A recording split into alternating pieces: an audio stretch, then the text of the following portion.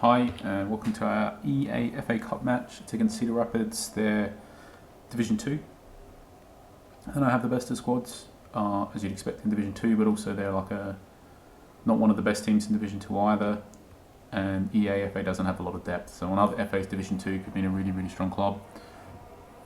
And in EAFA, not really. I mean, you can have strong clubs, but they tend to be near the top of the table in Division 2. However, that being said, we're looking at our calendar and we can see that we've got a couple league matches and then a 90-minute FIFA Cup match. And even though we like to treat the 90-minute FIFA Cup quite seriously, the chances of winning it are just so incredibly slim that it's not really worth planning around in the earlier rounds of it. You just get to the match and then when you get there you just try and win it basically. So basically at the moment, even though I think we've got a stronger club and we should win, we are still going to feel our strongest team in this fixture. At the moment, Perez isn't really having the best of seasons. His 13 starts, only a single goal and 3 assists. When you consider how well our team has done, he's kind of the weakest link. So we're wondering whether we should use somebody else.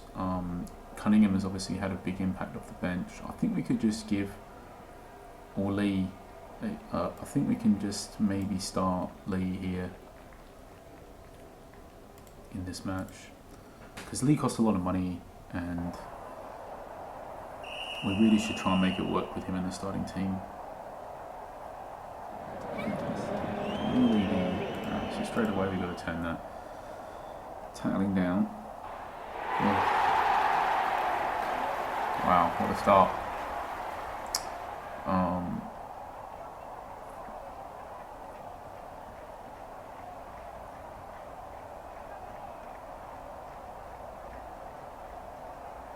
Yeah, I still think it's the right decision here.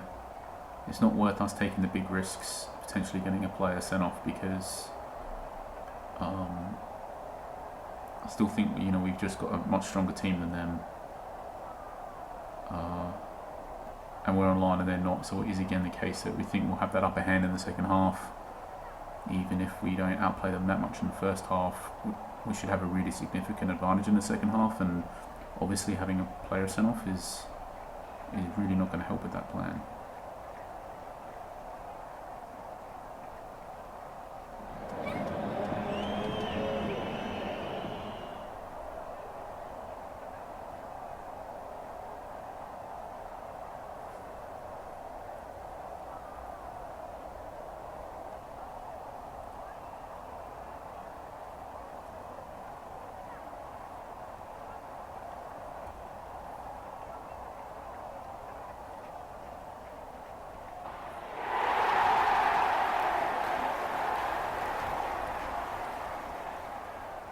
So we pulled the goal back, and I think we're so much in control that we can just take that tackling all the way off now. I think because we're winning. They've only had the one shot, so they're really lucky to have even scored. We're completely dominating the match, which is kind of what we expected to happen. It was a little bit surprising that they scored and we were losing, but we stuck with the plan. We did still take the tackling down. I think we de-risked properly. I think we're definitely on track to win. At this point, it is just keep 11 players on the pitch. We win, I think. And we should be bearing that little fact in mind to some degree here.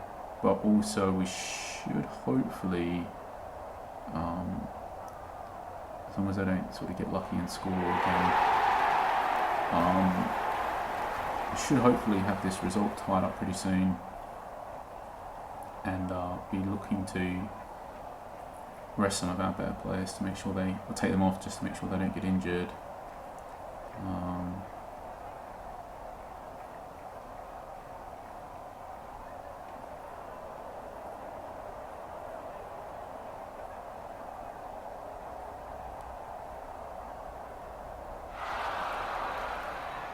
So I'm not really sure what else there is to say at the moment. We just really want to get another goal, I guess, just to cement that result, and then we can take off our 2 best players at half time, and we can look to use our 3rd sub at the appropriate moment.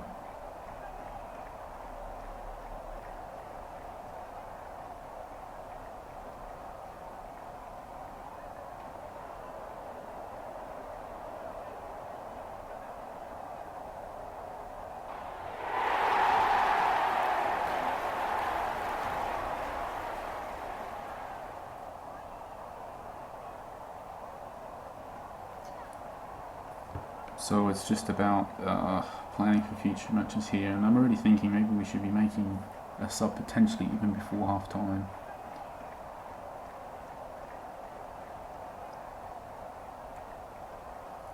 I'm just thinking we make a sub now, 2 subs now, and then we have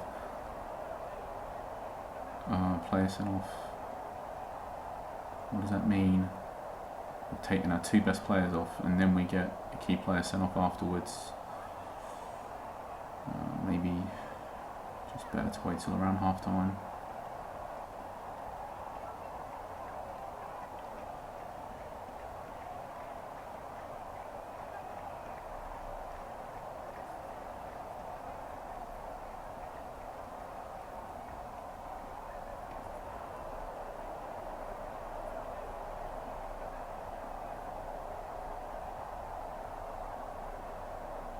Get that free little pause as well to think about it properly. But I'm thinking at the moment we want to get Djajic off.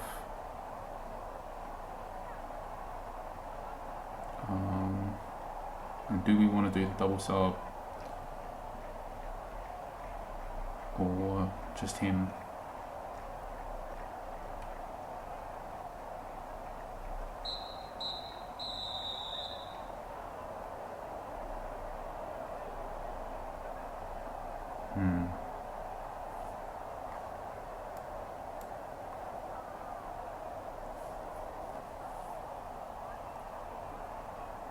And if we do the double sub, who's the second one?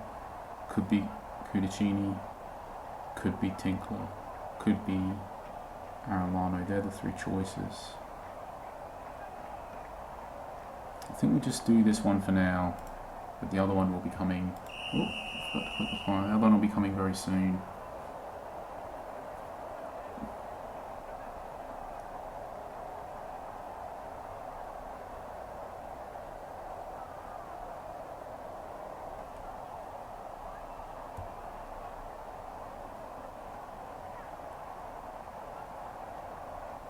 And I'm just thinking, probably too early to sub off your keeper for your backup keeper in case your backup keeper then gets injured or sent off. So that should probably be the 3rd sub once, even if that happens, we should still win. And now we can definitely do the 2nd sub because we got that extra goal. So let's pause it. Like we were saying before, after key events we should be pausing it. To goal, let's pause. Who's the sub? I think it's Tinkler. He's our best player, I think now.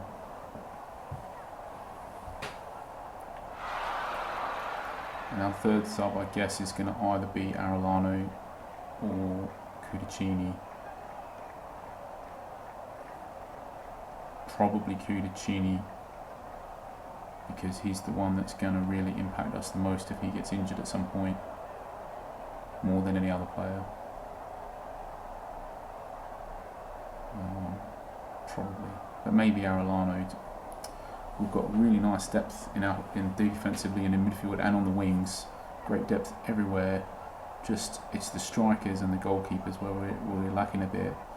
Now maybe even though Tinkler is our best player, maybe caring so much about protecting him isn't that big a deal because we have great depth in central midfield. Whereas Arellano probably not quite as good. But if he gets injured, it impacts us more. So probably want to keep that in mind in the future because that's probably a mistake. So this 2nd sub shouldn't have been Tinkler. Should have been Arellano, probably. Should really have all this stuff pre-planned in advance because when you have a better team, there are matches where you just win. And you really should have a sort of a set game plan about which players are going to hurt you the most if they get injured to make sure that they're the ones that you get off. And I think the ones that hurt us the most, the 2 that hurt us the most are Arellano and Cudicini, and the player that actually hurts us the next most is probably our other striker, James. Even though there's plenty of other players in our team who are on the same level or better than him, we've got cover in all of those other positions, but we don't have cover up front. So actually, got to keep that in mind here as well.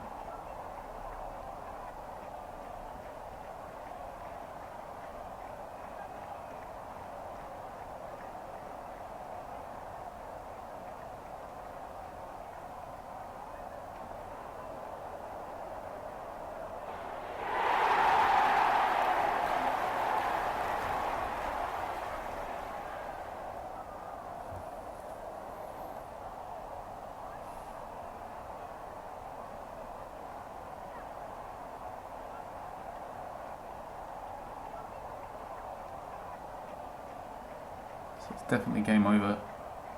I think bearing that in mind, is it still definitely game over? It's probably close.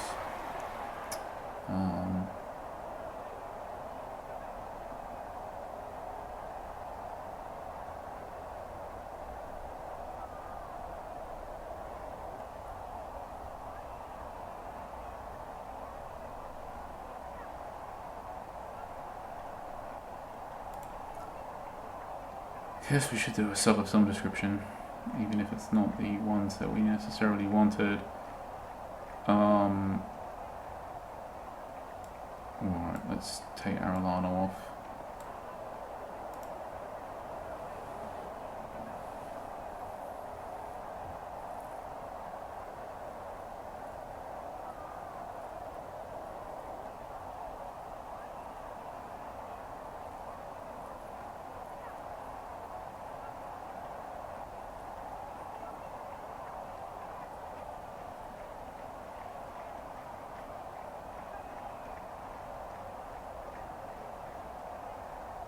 Pires isn't really in his best role, but whatever. Take him back into attacking midfield maybe. But we're just dominating and controlling this match with this formation, so it doesn't really make much sense to change it. It's just weird, these matches. The matches where you've just won them, it just takes a really weird mindset. And again, Pereira's picked up a yellow. He had a warning, so maybe he should have been subbed off. He's got an unnecessary yellow there. How much does that hurt? It's really hard to assess all this stuff properly. I think we need to have a better look at our squad and see under various scenarios where various players get injured, what our actual lineup in our team looks like. I think we can press now as well. I think we need to do that because I don't think we have a clear understanding of exactly what options we have on the bench, where our limitations are, depending on which players get injured. It's pretty obvious that if our goalkeeper gets injured and our backup goalkeeper isn't as good, that's going to hurt. But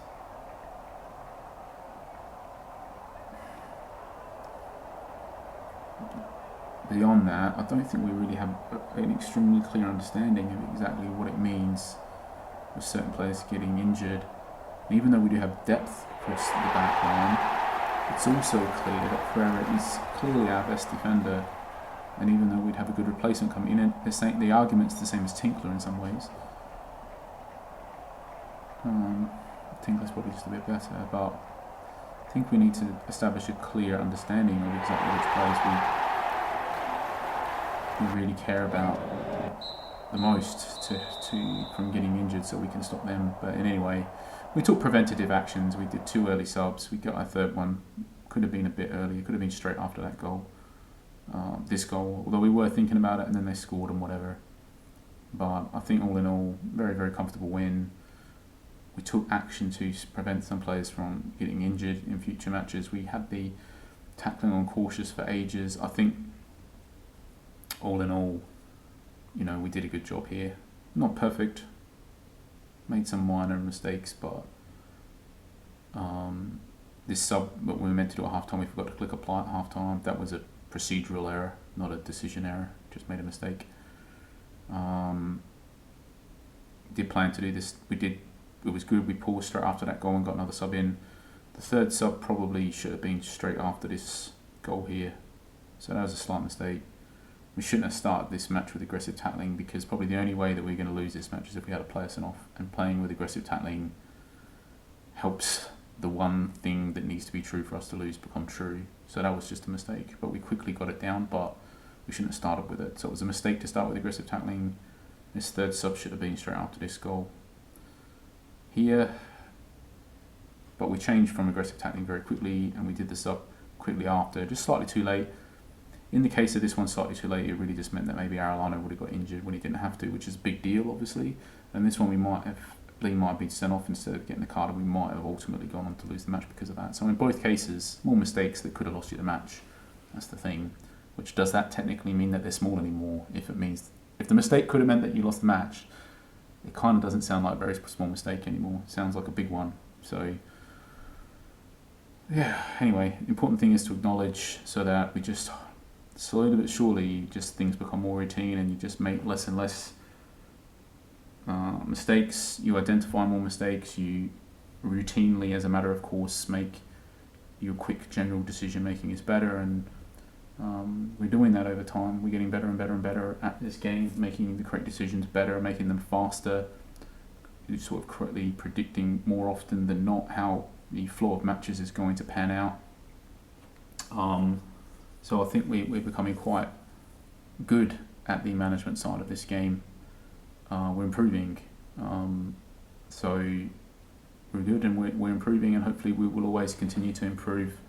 And doing these videos actually helps. In many ways, I'd say it's almost a tip for people. Even if you don't show the video to anybody, just the simple act of doing it, it makes you vocalize your thoughts. And in order to vocalize them, you've basically got to put them into words, and the simple act of sort of putting them into words often makes you think about stuff a lot more than you otherwise would have. I find when I don't do the videos in beta, and in beta I find myself making mistakes far more often than live, and I just think the reason for that is just that we think about everything a lot more in live. And our bigger problem in live is the fact that we're talking, sometimes we're waffling, we're getting sidetracked talking about stuff that isn't the direct events in the match, and during those times sometimes we get caught out and something happens when we should have been doing something and we've been waffling instead. I think that we need to preserve the waffling for the end of the match or the start of the match or something, or half time or something, but not when the events are unfolding. I think in the future, if we can avoid doing that, maybe I can just have a pen and paper or something and take some notes during the match and then cover those things off at the end instead of waffling about them in the middle or something. I think that's one of our biggest things at the moment that we could improve that would help with our results even more. But ultimately, we have, I think before the update was done and there were still replays in cups, I think we drew our first cup match of the season. Yeah, we did. And then won the replay, and we won every single match since then. So if you count this as a win, because we won the cup tie, if you count that as a win, then we've won every match this season, and we've actually won every match this season in beta as well. So and our youth teams, even though we're very far from won every match, actually, you know, the level of our players, we probably easily have the worst under 21 Division 1 team and the worst under 18 Division 1 team. Maybe not quite the worst under 18 ones, but one of the worst and probably the worst under 21 Division 1 team. And yeah, we're very far from the bottom of the table in both of those. So even though we're not winning every match, we're definitely getting results in lots of matches against teams that are much better than us. So anyway, all in all, thanks for watching this match. Obviously an easy victory, not a lot there in the victory itself. So just tried to add a bit of hopeful, useful tips after the match there to make up for the fact that there wasn't really much to be learned from the match itself. So cheers, thanks for watching, and catch you for the next match.